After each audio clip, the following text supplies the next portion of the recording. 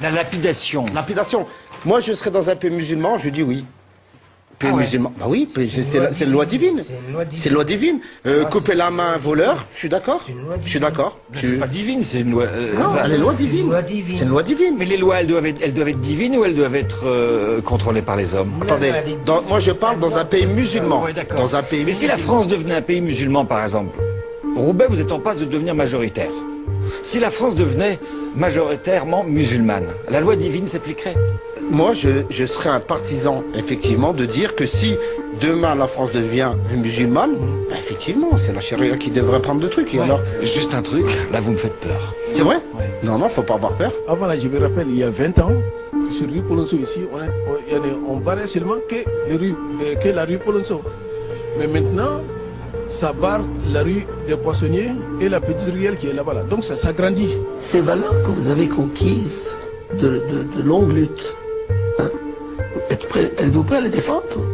Elles sont dans nos chartes. Comment? Elles sont dans nos chartes. Elles sont dans vos chartes. Mais ces chartes peuvent changer. Ces chartes peuvent changer. Elles changeront lorsqu'une majorité sera musulmane et sera radicale. Car par le triple jeu de l'immigration, de la démographie et des conversions, dans 100 ans, l'Occident est musulman. Et vous vous réveillerez quand il sera trop tard.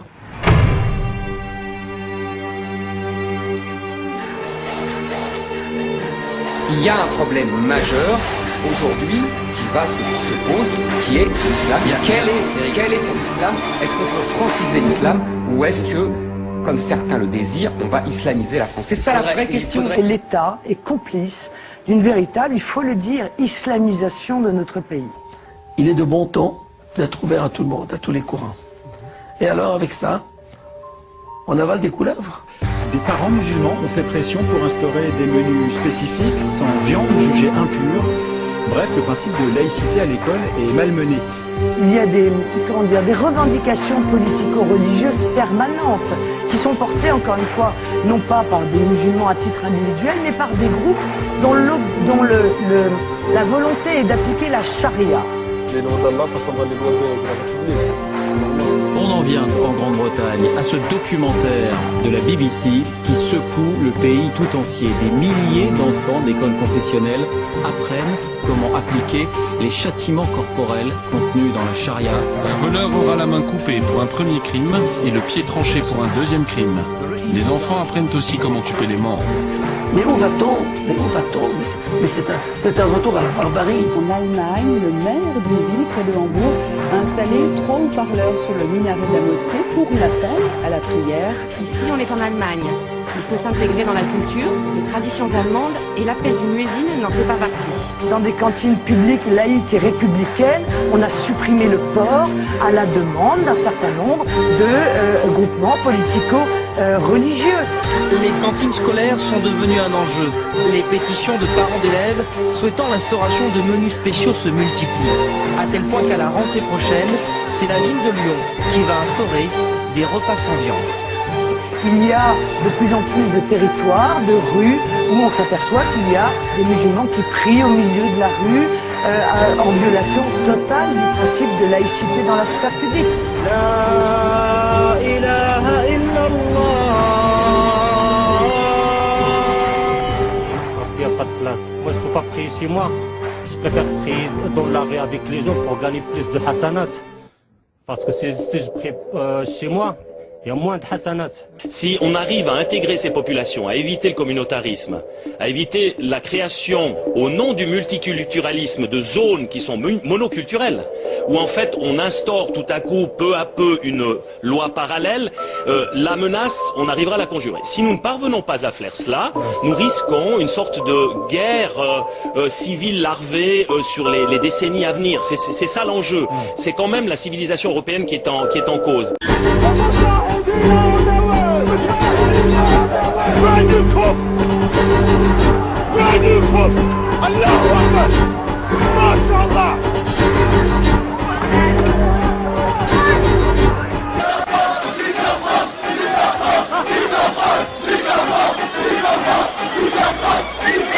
l'islam, je le répète, n'est pas seulement une religion. Oui, j'ai bien entendu. L'islam est une culture, l'islam est une conception de la société, et c'est bien au-delà de la pratique religieuse. C'est une philosophie de l'existence, et surtout, c'est un droit, je le répète, qui englobe tous les éléments de la société.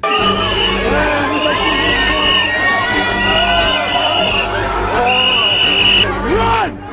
Run! Run, you coward! Run, you coward! Run!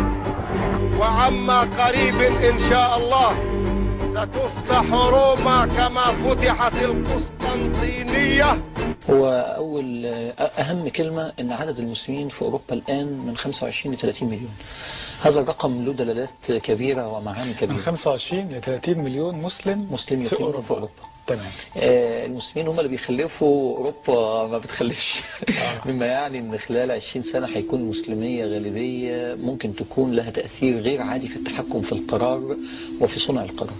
Il y a un plan de conquête de l'Occident qui est déclaré par eux. All of the world belongs to Allah, and we will live according to the Sharia wherever we are. This is a fundamental belief of the Muslims. You know, if I was to go to the jungle tomorrow, I'm not going to live like the animals. You live here by choice. Do you not believe in democracy? No, I don't at all. We believe that people must live according to the Sharia. Toutes les sociétés musulmanes ont été des sociétés intégratives, globales, globalisantes, totalisantes, pour ne pas dire totalitaires. On a demandé à des populations musulmanes anglaises, parce que la comparaison vous plaît tant, on leur demande, ils sont à 70 ou 80% à réclamer l'instauration de la charia dans les régions, et dans les régions où ils sont majoritaires.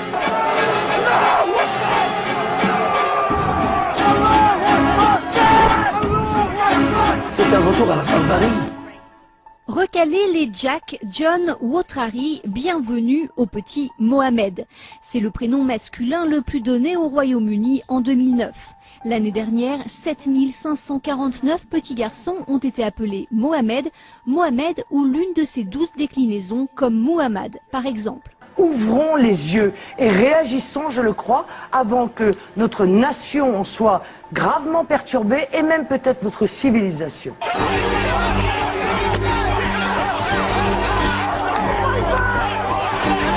When you think about Brussels, Belgium, you tend to think about the heart of old Europe, a city that's been standing there for centuries, a place where visitors find lots of excellent beers and very fine chocolates. Think again. Think about one of the biggest and youngest Muslim populations in Europe. Right-wing Belgians are worried for their future. It's terrifying me, and it's a threat for everybody who lives in Brussels. And it's important to know that the capital of Europe, Brussels, the capital of Europe, will be Islamized within 10-20 years. La petite ville de Conflans-Sainte-Honorine a vu se multiplier les femmes qui portent le voile. Mais selon le maire, les limites ont été franchies.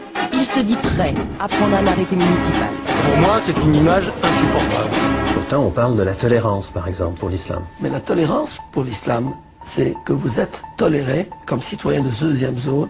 Au nom d'Allah, dans un pays musulman tel que la Belgique, un homosexuel ne peut en aucun cas devenir Premier ministre. Je pense qu'il est plus qu'utile, qu'il est même indispensable. Et qu'il est temps qu'on réagisse parce qu'on va se faire bouffer. Par qui? Par quoi? Par qui, par quoi? Il y a déjà 10 millions. Hein?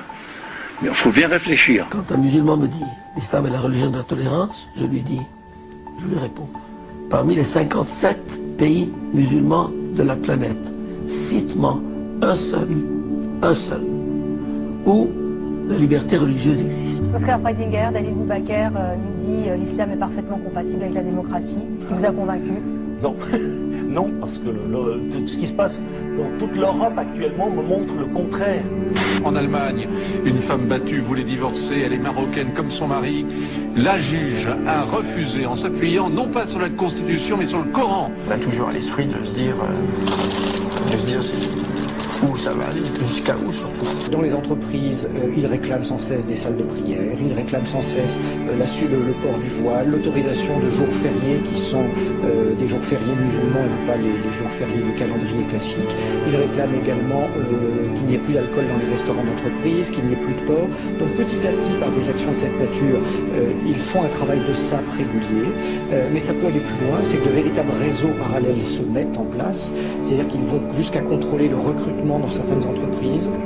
Il y a dans ce dogme malheureusement cette politisation que regrette M. Boubacar, mais qu'en France, il ne contrôle plus rien. Je vois dans la plupart des banlieues, mais ce que lui appelle de ses souhaits n'est pas une réalité dans le terrain. Ces gens-là, je ne sais pas, mais est-ce qu'ils sortent, est-ce qu'ils vont voir comment ça se passe? Aucun financement public d'une mosquée, ni directement, ni indirectement, comme c'est trop souvent fait. Je suis désolé, le peuple français a le droit de s'exprimer et il ne dérape pas quand il s'exprime. Ça, c'est une première chose. Il a le droit de s'inquiéter de ce que devient la France.